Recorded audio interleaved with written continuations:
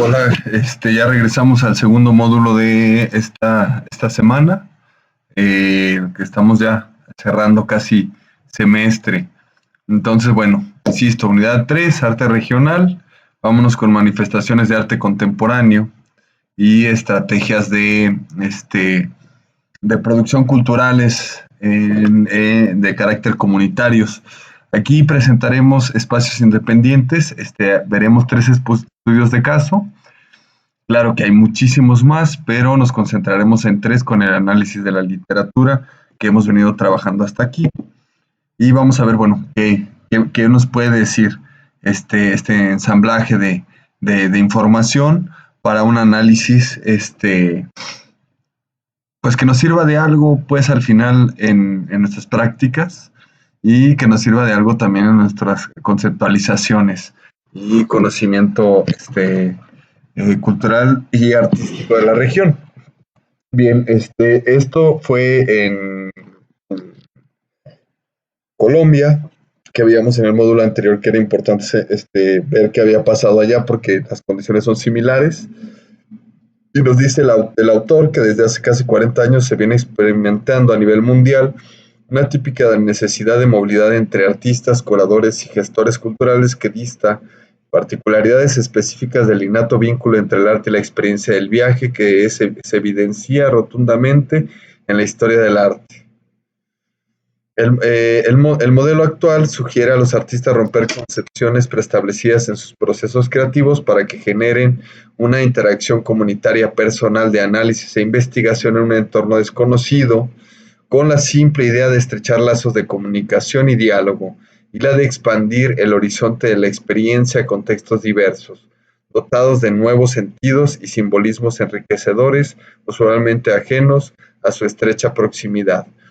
Sucede entonces que encontramos rasgos característicos de estas nuevas formas de hacer y producir y participar de las dinámicas artísticas y culturales, que es enfrentarse a entornos desconocidos con la simple idea de estrechar lazos de comunicación y diálogo.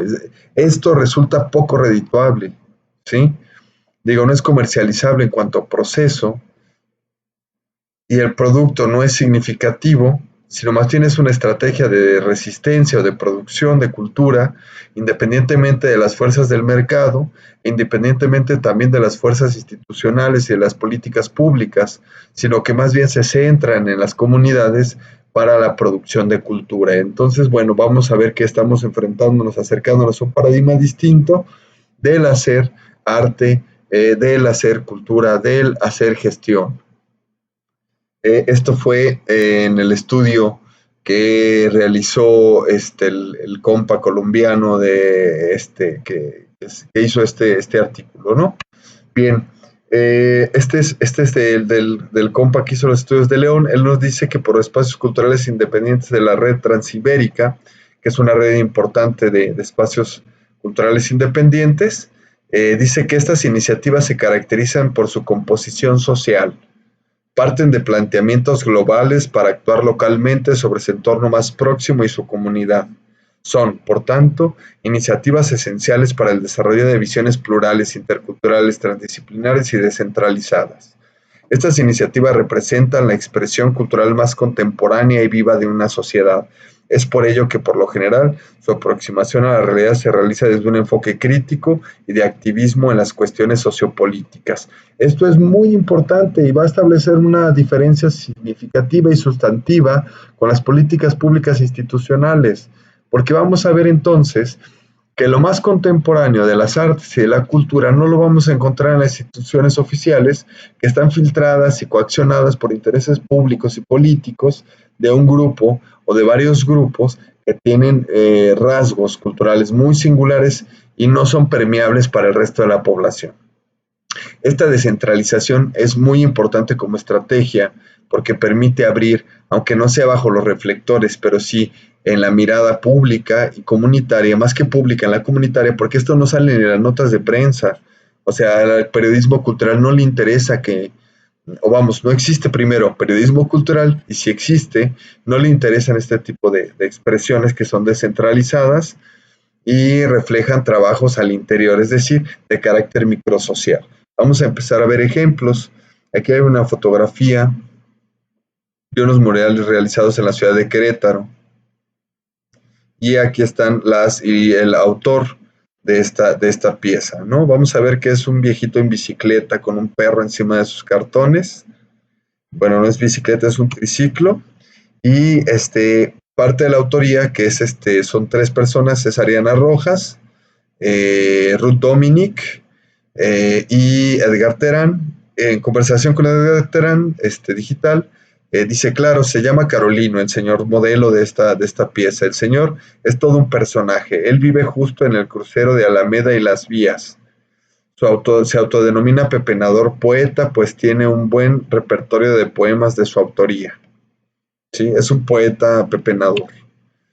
El mural lo conoce solo en fotografía. Nosotros le regalamos un formato pequeño de muro como agradecimiento por dejarnos fotografiarlo. Entonces aquí Edgar nos está platicando de iniciativas de corte microsocial significativas que no salen en las notas periodísticas de la prensa cultural y que no son conocidas por la población en general, ¿sí? No sabíamos que teníamos un pepenador poeta que se llama Don Carolino y que tiene muchos poemas de su autoría, ni siquiera conocemos sus poemas, ¿no? Entonces, atiende estas necesidades de red, de corte microsocial, comunitario, y genera homenajes fuera de la óptica y fuera de los estereotipos y los intereses de las políticas públicas institucionales. Ellos tienen, ella y él, digamos, Ariana y Edgar, tienen un espacio que se llama Casa Taller Comuna, es un espacio cultural independiente, que tiene como finalidad dar salida a proyectos de distintas disciplinas artísticas como artes visuales y artesanías, teatro, música, performance, entre otros, reflejadas en diversas actividades como talleres, cursos, charlas, conferencias, presentaciones, residencias y grupos de producción. Entonces hay muchas iniciativas que abraza o que recibe este espacio y que sirve más como plataforma de red, más como plataforma de proyección, más como plataforma de trabajo, incluso que las instituciones públicas, ¿sí? Es, digamos, otro circuito, el circuito no oficial, el circuito de las instituciones o los circuitos independientes del arte, donde sucede lo que dice la literatura, lo más contemporáneo y significativo de las comunidades, ¿sí? De los territorios, digamos. Lo que dice la literatura también es que estos espacios operan en medios de 2 sectores que les rodean. Por un lado, la institución, como veíamos, y la cultura mercantilizada por otro lado. Entonces tenemos 2 fuerzas que están, como hemos venido analizando, y que este espacio vacío entre las fuerzas oficiales y las mercantilizadas son cubiertos por las iniciativas de espacios independientes que establecen formas de obtención de recursos para la autogestión. Son espacios de carácter autogestivo. Entonces, la realidad es que nos están demostrando estos espacios que sí se puede, que son autosustentables y que son gestionables y administrables como iniciativas de cultura, ¿no? Entonces, aquí el asunto es la cuestión del riesgo, es decir, ¿qué tanto estamos dispuestas y dispuestos a correr riesgos en nuestra trayectoria para cubrir esta aventura que tiene mucho que ver justo con la cultura del mercado, la cultura del comercio, pero que tiene esta afinidad que es la cultura del trabajo, que está entre la institución y está entre el mercado, ¿no? Entonces, bueno, vamos a ir analizando con este caso específico. ¿Qué tipo de recursos vemos que utilizan? Decía la semblanza del espacio, talleres, cursos, diálogos, conferencias, laboratorios, son estrategias de producción, estrategias de cobertura y de autogestión, y aquí hay una que es la rifa de obra en apoyo a Casa Taller Comuna, con una campaña que se llama Tiempo para Florecer. Hay boletos por 120 pesos con obras de Alex Robles, Sandy de Santos, Trino Guerrero, Pablo Díaz, Mercy, Edgar Terán y Ariana Rojas, ¿no? Aquí tenemos a la izquierda una pieza de Pablo, Pablo Díaz. Después tenemos a Mercy. Tenemos a Alex Robles con una acuarela muy interesante, que mezcla un paisaje con una figura, un retrato. y con una figura de naturaleza que es un retrato de un venado. Tenemos a Sandy de Santos con una de sus figuras infantiles, que es una gráfica muy sugerente. Tenemos a Sandy de Santos otra vez con un paisaje a mano izquierda en linóleo, me parece que linóleo, y al lado derecho tenemos a André y Andrés con una pieza impresa de gráfica digital. Bien. En cuanto a la selección de artistas para la rifa, nos permite entender también que hay una comunidad eh, muy cercana al taller Casa Comuna. Esta comunidad representa relaciones de amistad, relaciones de apoyo, relaciones más que mercantiles, ¿saben? O sea, lo que implica estas relaciones es la amistad, es decir, estamos hablando de un sistema de valores que opera en estos espacios para su trabajo ordinario, que es justamente este tipo de relaciones que no tienen un interés político, institucional o mercantil, sino más bien profesional y comunitario. Perdón.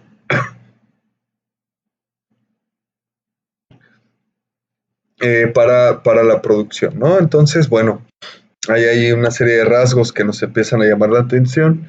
Esta iniciativa, dice Taller Casa Comuna, surge a partir de una búsqueda de espacios que den salida a propuestas artísticas y culturales independientes en Aguascalientes.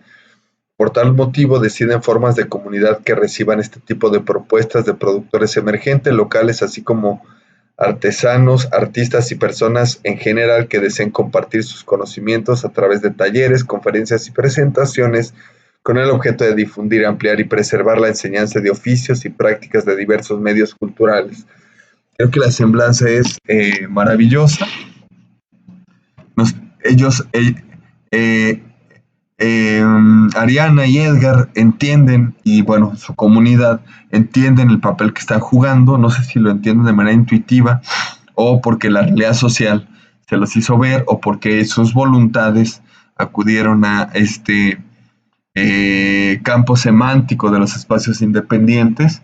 Aquí vemos que se venden, bueno, hay fotografías en su perfil de joyería, bisutería, gráfica, pintura, bordado, resinas, juguetes, ropa, logos, es decir, la cantidad de recursos que utilizan en sus operaciones ordinarias son riquísimas.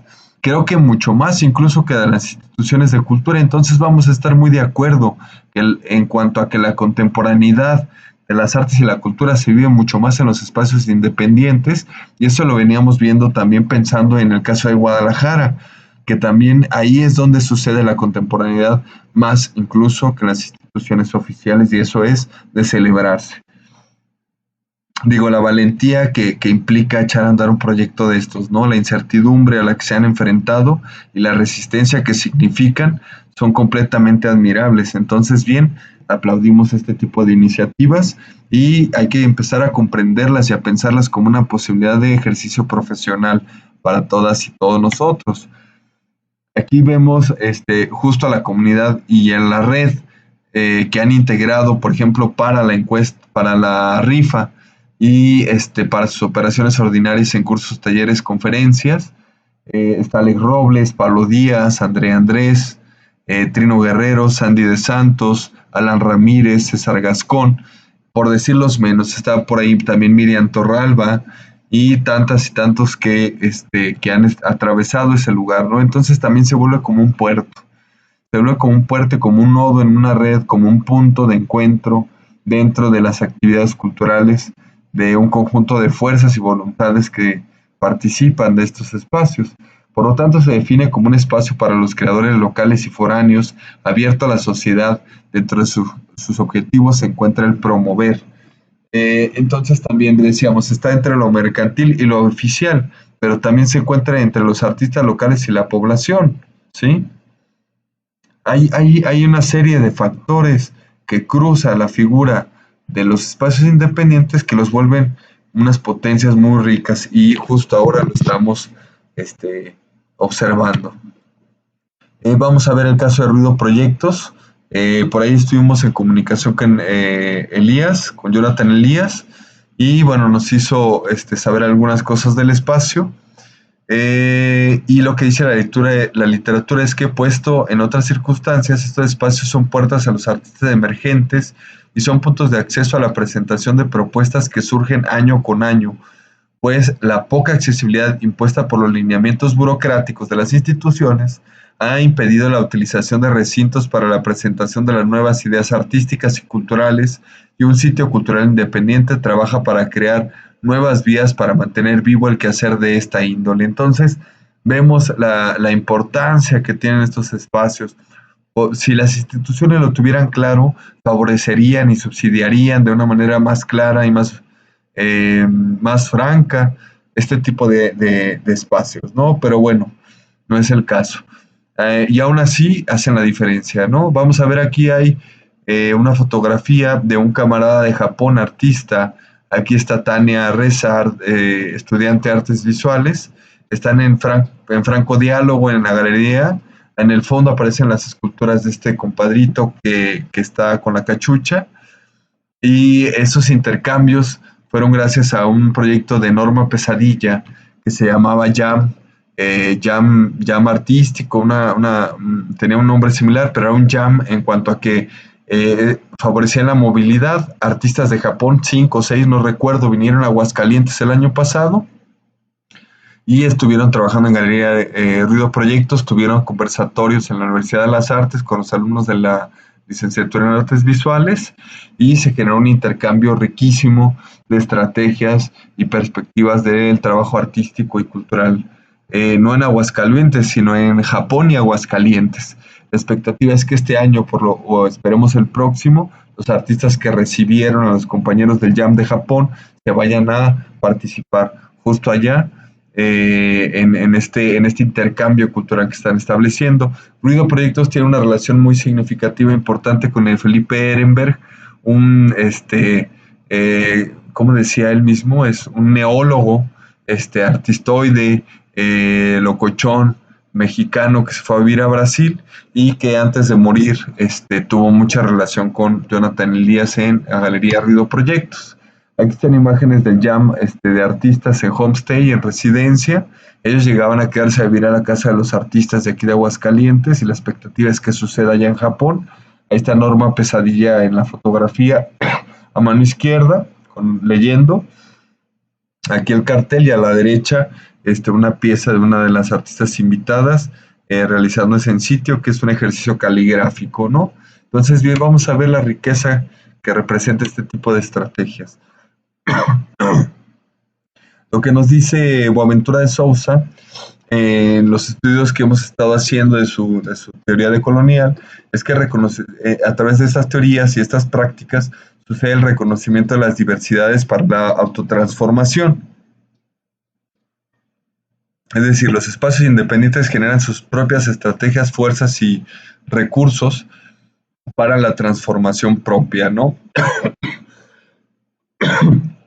La articulación y las alianzas por la autonomía desde la identidad. Ellos vienen de Japón, ellas y ellos vienen de Japón, nosotras y nosotros estamos en Aguascalientes, somos seres, agentes autónomos y autónomos, y podemos participar de una dinámica común a través del arte y la cultura, y eso es intercambio y movilidad.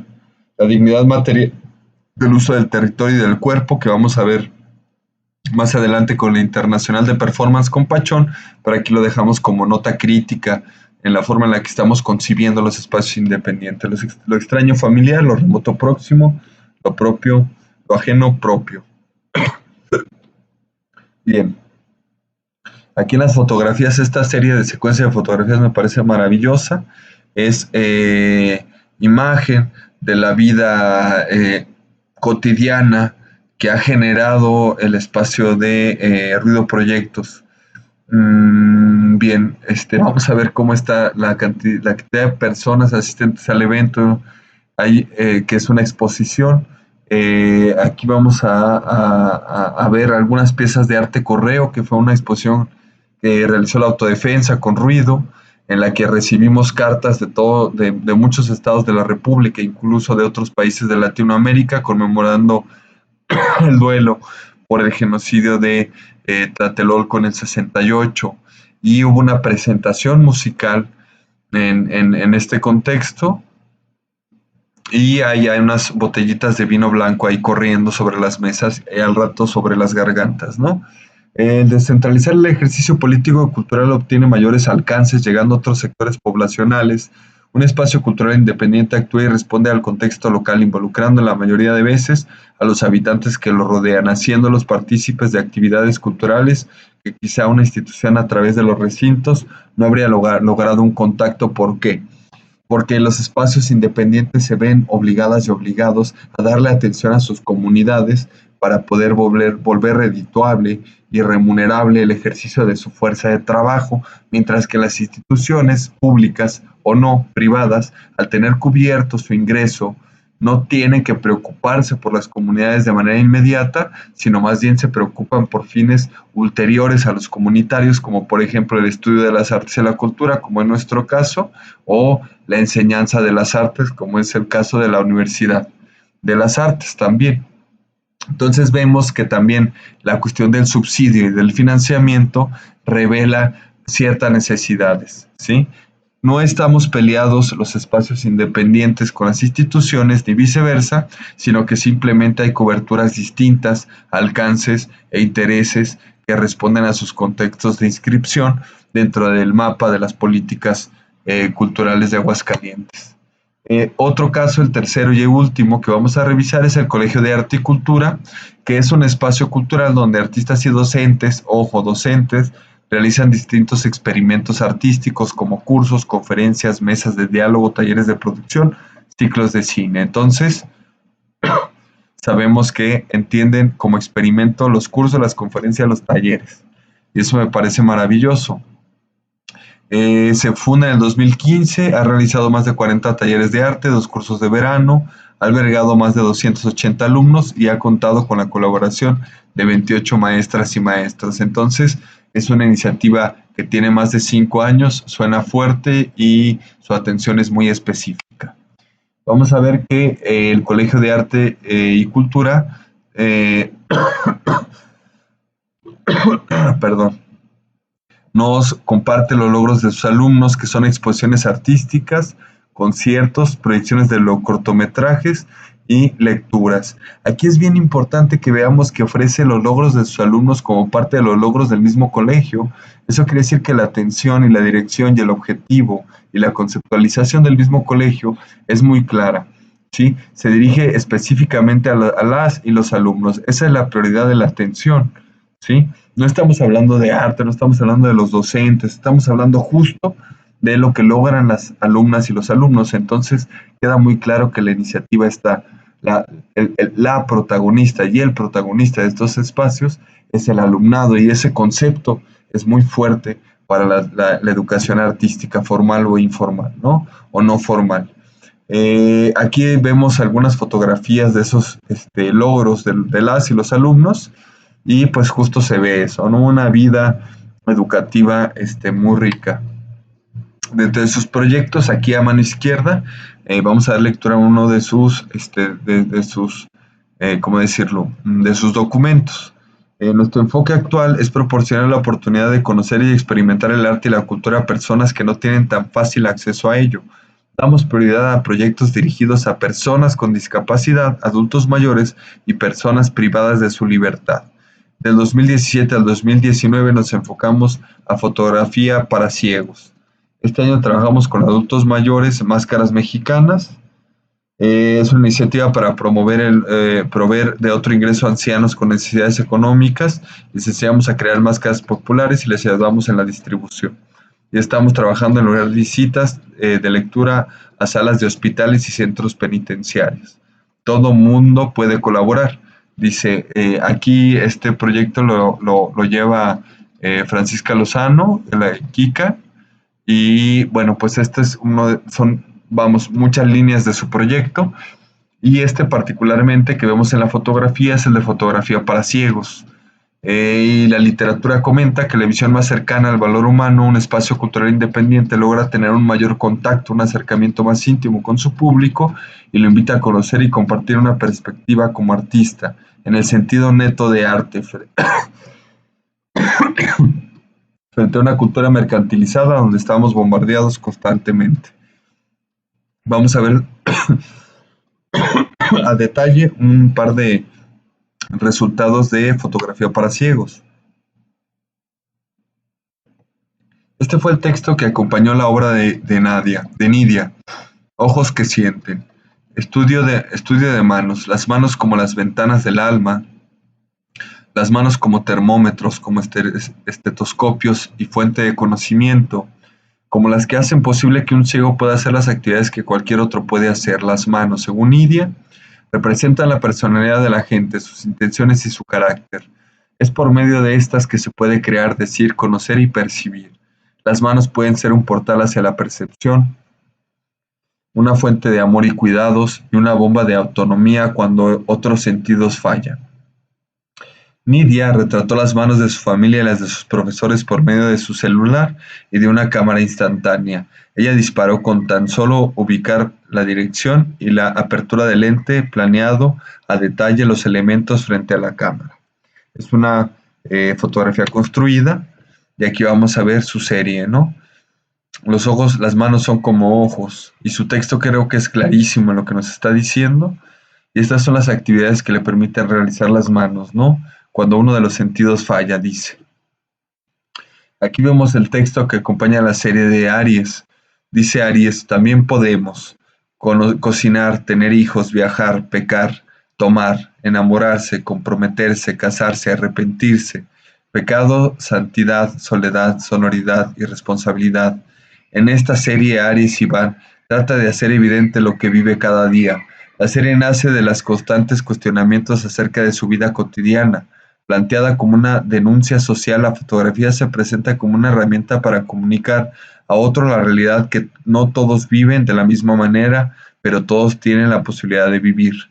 Todas las fotografías fueron tomadas con una cámara reflex. El autor acomodó cada elemento que se interponía entre la lente y la realidad para traer en una imagen congelada el deseo de ampliar la percepción que la sociedad tiene del ciego. Estos registros son importantes como en la mirada de quien no tiene mirada y que en realidad sí la tiene y no la habíamos visibilizado. Entonces cumple funciones muy específicas dentro de comunidades muy específicas y esas necesidades solamente se pueden cubrir a partir de acciones como las que estamos observando. Los programas de Cinépolis lo que hacen es quitarles un cacho de su boleto y comprar equipos y pagar médicos, pero la cuestión humana y la cuestión cualitativa no está cubierta, sino es a través de este tipo de iniciativas que son de corte multidisciplinario e intercultural. Y aquí están las fotografías de Aries. Hay una fotografía muy erótica aquí a mano izquierda donde aparece su pantalón, su bastón muy brillante y una figura, una mujer acostada con una sábana en una habitación. Aquí a mano derecha está una pareja tomándose de la mano, ¿sí? Que debe ser justo Aries, en una banca, ¿no? Parece que es una pareja de dos, una ciega y un ciego, y acá aparece Aries echándose unas cheluquis, puede ser Aries, no lo sabemos, en un bar, ¿no? Entonces, su texto y sus imágenes son muy consistentes en cuanto a lo que nos quiere decir, y es solo a través del Colegio de Arte y el proyecto de fotografía para ciegos que llevó Kika que podemos observar eso que no teníamos posición de observar. Entonces, los alcances podrían ser mucho mayores si las instancias institucionales atendieran a este tipo de proyectos y se encargaran de promoverlas y difundirlas, pero primero tendría que haber una curaduría y antes incluso un conocimiento de lo que está pasando en la cultura contemporánea hidrocálida, cosa que el instituto no alcanza a ver por estar preocupado por cuestiones presupuestales, políticas y de tradición de las culturas en Aguascalientes. Para cerrar, les dejo esta cita en palabras de Lucina Jiménez: se debe construir el deseo como un recurso fundamental para el cambio. Entonces, solo el deseo es el que nos permite echar a andar estas iniciativas, y es gracias al deseo de ellas y de ellos que trabajan en espacios independientes que sabemos que están construyendo otras realidades, ¿no? Distintas a las que la cotidianidad mercantil y oficial nos ofrecen. Entonces, bueno, hasta aquí cerramos el módulo. Espero que lo hayan disfrutado y seguimos en comunicación. Nos veríamos entonces ya el jueves para una mesa de diálogo con participantes de los espacios independientes de la ciudad de Aguascalientes. Gracias, les dejo un abrazo y nos vemos pronto.